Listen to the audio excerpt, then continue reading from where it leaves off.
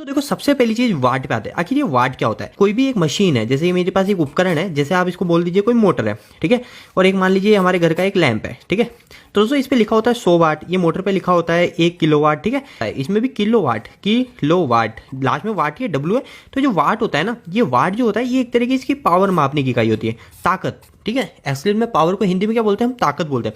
मतलब ये जो हमारी मोटर है या फिर हमारे जो बल्ब है, ये हमारे कितनी ताकत का है। और दोस्तों अगर आप इसको इलेक्ट्रिकल फील्ड में समझे तो इलेक्ट्रिकल फील्ड में सिंपल सी बात है, वाट का मतलब यही होता है कि हमारा जो उपकरण है वो उपकरण हमारी कितनी बिजली की खपत कर रहा है। जैसे हमारी कोई मशीन है, जैसे हमारी कोई मोटर है, तो ये मोटर हमारी कितनी बिजली की खपत करेगी, ठीक है, कितनी बिजली खपत करेगी, वही कहलाएगा इसका वाट। जितना ज्यादा हमारी बिजली खपत करेगी उतना ज्यादा हमारा वाट हो जाएगा।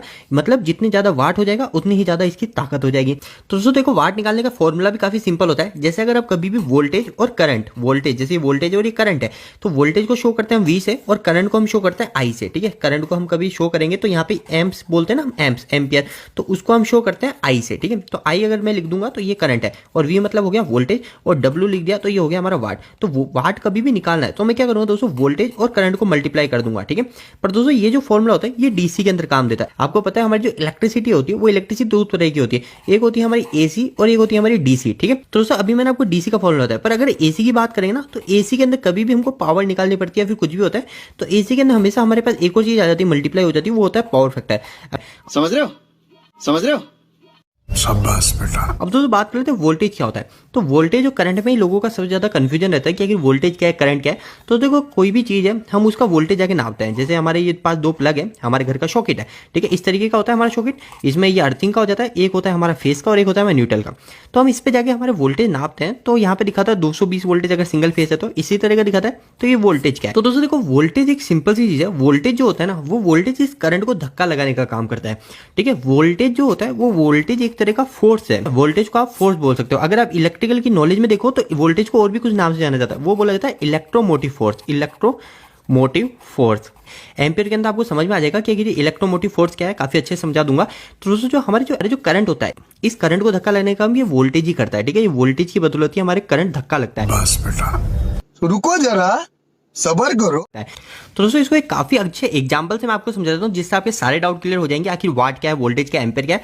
जैसे दोस्तों मेरे पास एक ये कोई भी चीज है, ठीक है, ये डब्बा है और इस डब्बे के अंदर कुछ सामान पड़ा हुआ है, ठीक है, ये सामान पड़ा हुआ है, ठीक है, ये कुछ भी सामान है। इसके अंदर जैसे हमारे पत्थर पड़े हुए हैं, और हमारे ये हमारी जो ट्रॉली है, ये हमारी ट्रॉली जो है, ये ट्रॉली हमारी जुड़ी हुई है एक ट्रैक्टर से, ठीक है। ये हमारे पास एक ट्रैक्टर है, ठीक है, ये हो गया हमारा ट्रैक्टर और ये हमारी ट्रॉली, ठीक है। तो दोस्तों ये जो ट्रॉली है, इस ट्रॉली के अंदर जो कण पड़े हुए, छोटे छोटे जो पत्थर पड़े हुए हैं, ये पत्थर जो है ये है दोस्तों इसके अंदर इलेक्ट्रॉन, ठीक है। अभी आपको ये सब चीजें काफी अच्छे से क्लियर होने वाली है, अभी आप समझिएगा। तो दोस्तों देखो ये जो ट्रैक्टर है, ये जो ट्रॉली है, ये ट्रॉली यहीं की यहीं खड़ी रहेगी। ये ट्रॉली जो है ये यहीं की यहीं खड़ी रहेगी, और ये ट्रॉली यहीं की यहीं खड़ी रहेगी, तो इलेक्ट्रॉन भी यहीं के यहीं खड़े रहेंगे, है ना।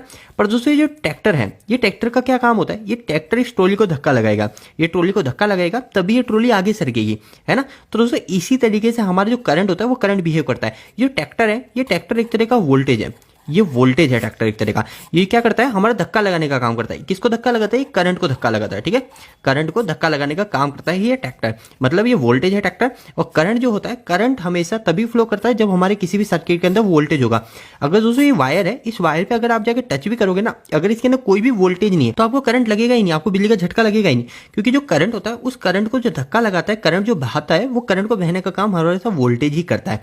अब दोस्तों को करंट क्या होता है? करंट का मतलब जैसे दोस्तों ये आपके सामने एक पेन है, ठीक है, इस पेन को मैं टुकड़े कर देता हूं। इस पेन को मैं बहुत सारे छोटे छोटे टुकड़े कर देता हूं, इतने टुकड़े करता हूं कि मैं इसको तोड़ता रहूं, इसका टुकड़ा होता ही रहे, ठीक है। लास्ट जो चीज बचेगी जो कभी टूटेगी नहीं, मतलब वो कितनी सी रह जाएगी? इतनी सी, ठीक है, इतनी सी चीज निकल जाएगी इस पेन की, उसको मैं और तोड़ नहीं सकता। तो इसके अंदर भी कुछ चीजें होती है। आपने कभी बचपन में साइंस पढ़ी होगी, तो बोलते हैं किसी भी चीज को छोटे छोटे टुकड़े करते रहते, और उसका जो लास्ट का हिस्सा बच जाता है उसको हम बोल देते हैं एटम, ठीक है। एटम का मतलब दोस्तों ऐसा हिस्सा जिसको और छोटा करा ही नहीं जा सकता। जैसे अगर मैं इसको छोटे छोटे टुकड़े करूंगा तो जिसको मैं और छोटा कर नहीं सकता, वो है हमारा एटम। और उस एटम के अंदर कुछ चीजें होती है। मैं आपको यहाँ पे ज्यादा साइंस नहीं बताऊंगा, मैं आपको इसका मेथड बताऊंगा ताकि आप कभी जिंदगी में ना भूलो। इस एटम के अंदर ही हमारी तीन चीजें होती है। एक होता है दोस्तों हमारा इलेक्ट्रॉन और एक होता है हमारा प्रोटॉन और एक होता है हमारा न्यूट्रॉन। ठीक है, ये जो इलेक्ट्रॉन होता है ना दोस्तों, यानी कितना छोटा, अब देख लो दोस्तों इस चीज के अंदर हमारे कितने इलेक्ट्रॉन होंगे, मतलब अरबों खरबों इलेक्ट्रॉन होंगे। तो इस जो इलेक्ट्रॉन होता है इस एटम के अंदर, किसी भी वस्तु के अंदर, हर वस्तु के अंदर इलेक्ट्रॉन होता है। ठीक है, हर वस्तु के अंदर इलेक्ट्रॉन होता है। हमारा जो वोल्टेज होता है, ये वोल्टेज अगर मैंने इस पेन के साथ जोड़ दिया ना, इस पेन के साथ जोड़ दिया, तो ये जो वोल्टेज होगा, ये वोल्टेज इसके अंदर जो इलेक्ट्रॉन है उस इलेक्ट्रॉन को बहाने का काम करता है। तो जो इलेक्ट्रॉन कितना बहेगा वही काउंट करता है हमारा एम्पीयर। समझ रहे हो? शाबाश बेटा।